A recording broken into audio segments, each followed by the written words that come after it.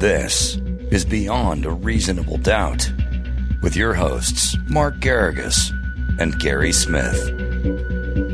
You know, my father used to have an expression, Gary. It was when somebody said they were sick, he'd say, get sick on the weekends. Yeah.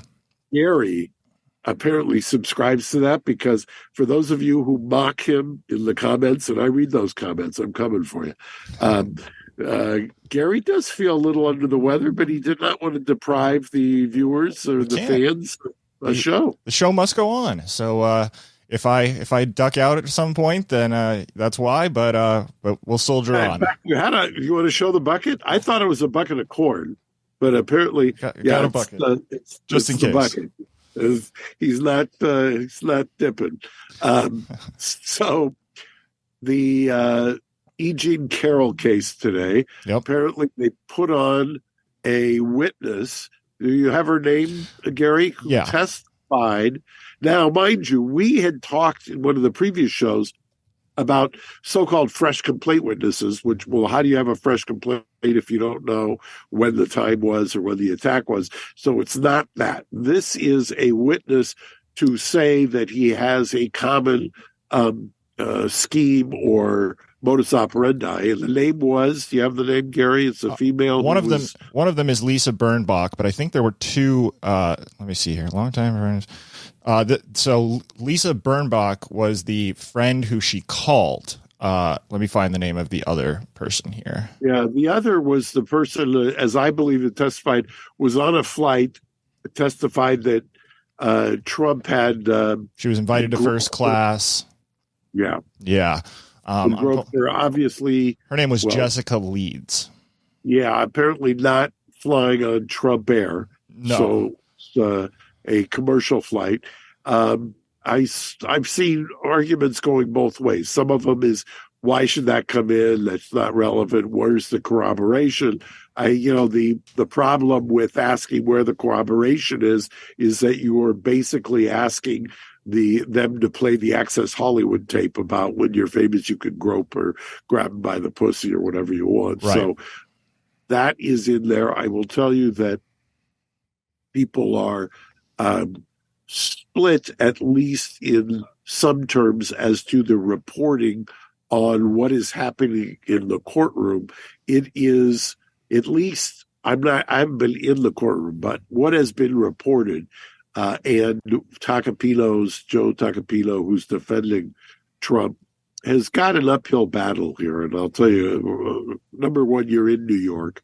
There's no love lost for Donald Trump in New York, number one. Number two, he's in Scotland. It has become, there were pictures of him shoveling dirt at a groundbreaking. I always fear for that. I always want my clients to be there. Even when the jurors are deliberating, you want the jury to see that it's as important to the client as it is that you're requiring the jurors to show up. So that's an uphill battle. The judge has apparently been in Tacopino's cross-examination on a number of occasions. I saw one commentary, if you will, by Mitch Epner, who is an accomplished lawyer, who had said that there was 5 minutes of very good cross-examination, but his characterization was that it was drowning in a 8-hour sea of meandering. I don't know that that's always the case, because sometimes when you're trying a case, what can seem as meandering, you may later tie up or loop back up. And so until you've seen the whole case, you can't really characterize it that way. However, there were some things and some points that I think were scored. But like I said, when you don't have a client, you've got these allegations, it really is an uphill battle. So if you're reading the tea leaves, how does this, where do we come to a stop on this? I mean, what do you think? It's a civil case. When you're fighting about money, the standard is not beyond a reasonable doubt. So it's just basically kind of on the scales of justice. You just a little bit more proving your case. If that's the case, so far it sure seems like he's behind. And I use that term meaning that it is somewhat of a horse race in a civil case. And it would appear that at this point he is behind. It's always tough to handicap it if you're not in the courtroom to watch jurors' reactions. If the judge is admonishing the defense lawyer, Tacopino is what's been reported, or if he's commenting on certain things. One of the comments that he made before was giving the Tacopino was complaining about was that the judge was giving context to the name of the book that E. Jean Carroll wrote, and there was a literary allusion, and he didn't like the fact that the judge supported that. I think that is never going to get you gain any ground with the judge on that, but that's where we are. We'll give you an update on Friday. Another case that we'll have a lot more about on Friday.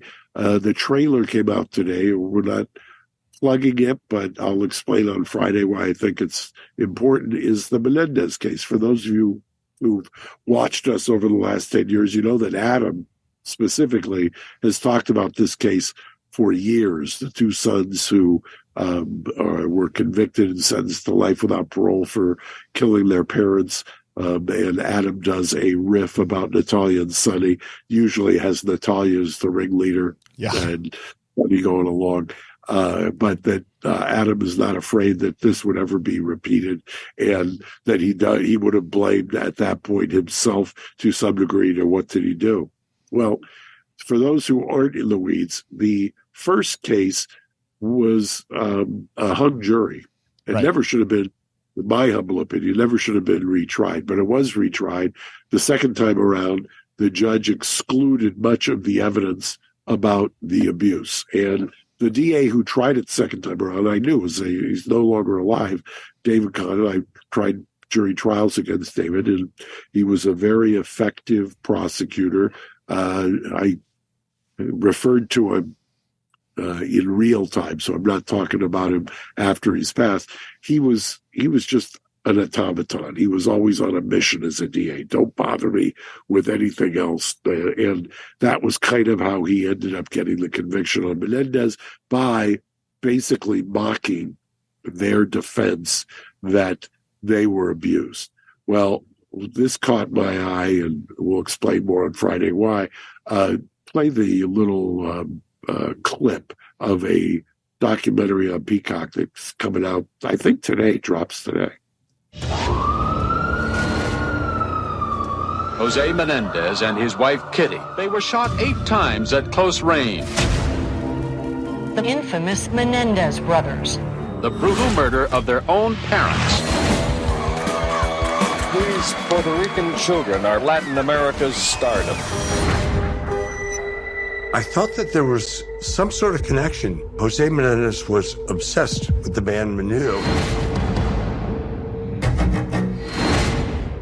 It's time for the world to know the truth. This is the testimony that Eric and Lyle needed when they were sentenced to life. Are you ready to tell all the details? Because they're very shocking. Yes. He is the key to getting action even after all these decades. I know what he did to me in his house. So now, if it appears, as it does from the documentary, that you now have evidence that, in fact, there was a third party, all of the diminishing and exclusion of evidence that related to that would have clearly come in because, by the way, in the first trial, at least half of the jurors wanted to find for manslaughter, not for murder, because it was an imperfect self-defense. And what would manslaughter have? I mean, would they still be in jail if they had been convicted of manslaughter? No, they'd be out. They've been in for 33 years. So it really is quite an injustice. And like I said, we'll talk more about it on Friday. The last case we're going to talk about is Lori Vallow. And this is there's a nickname for her, the doom and gloom cult. Yeah, she's the Doomsday Mom, I believe I've seen her called. She and her husband, I guess, subscribe to a church that has very extreme beliefs about, doomsday and prepping and stuff like that. Yeah, and then there was evidence yesterday. They had a forensic come up and say that they found the kids. It's a horrible story. It's awful. It's really bad. Yeah, I know the DNA expert that you're talking about, who basically said that they found some duct tape, and the duct tape that had been used in the murder of the children contained at least one piece of Lori Vallow's hair, and she testified that the chances of it being someone else were 1 in 71 billion, I believe. Having done the cross-examination, that's when they have the hair, they generally do mitochondrial DNA, and that goes through the maternal line, and they can get pretty accurate.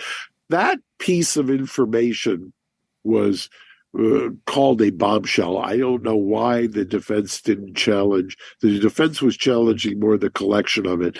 That, to me, is a perfect example of transference. I mean, obviously, you're going to, if you have kids, your DNA, your hair, your saliva, things of that nature are going to be on the kids. Fibers are going to transfer. What I thought was interesting, though, is they introduced some evidence about tracking the one of the other people that potentially they have argued was the actual person who killed the kids. Now, they didn't do it by cell phone triangulation. What they apparently did is had one of the phones that's got the GPS implanted chip in it, so they could actually get the GPS down to within 3 feet to 6 feet. And they tracked this person, and that evidence to me was amazing and compelling, and kind of tracked to where the prosecution's theory was, with almost laser-like precision. Wow, that's interesting. We haven't seen that before. Yeah, that's something that's developed, and that you're going to see a lot more of, I guarantee you, in the cases ahead. Anyway, Gary, you've made it to the end of the show. You haven't used the popcorn bucket. I wish you well. Go get some rest, and I'll see you on Friday. Thank you, sir. I'll talk to you then. And thank you so much for your time, as always. Bye-bye. Thank you. Bye-bye. Thanks for listening to Reasonable Doubt. Subscribe on YouTube at youtube.com/Reasonable Doubt Podcast.